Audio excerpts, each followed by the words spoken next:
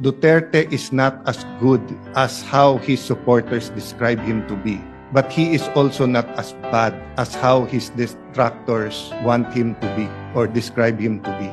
The point is, Mr. President, we can go back and forth about history, but the wheels of justice is moving, whether here in the country or in the ICC. Having said that, I know three things. One, you are presumed innocent until you're proven guilty. And all human rights activists will say yung humanitarian treatment. But my point is this, it is not against the tenets of human rights to allow any person, especially a former president of the country, to be under house arrest, especially in the condition of President Duterte, who is 80 years old. Well, at least when he was brought there, he was mentally strong. I don't really know how he is now. Can you imagine how President Duterte is coping now? So I'll oversimplify the resolution, and I know members of the Senate, especially the minority, will also speak. No? Ang appeal lang po is humanitarian treatment, and ang appeal po is that we do it as a country. So first step ang Senate, but I'll use this podium to appeal to Malacanang.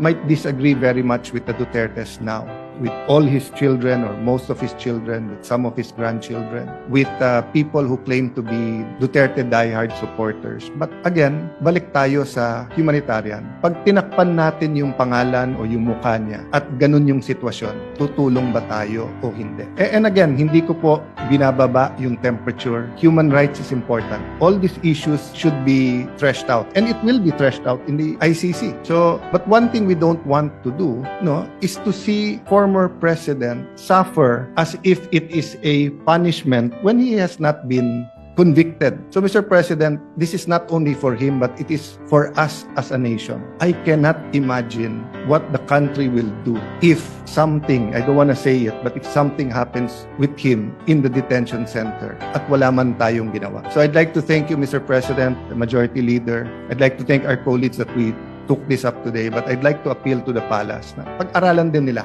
Just on the humanitarian, ang punto dito, he's a citizen of our country, he's 80 years old, he needs medical attention, he needs his family, he needs people to talk to. So thank you for this opportunity, Mr. President, and may I defer naman to the Majority Leader who will also sponsor this measure. Thank you, Mr. President.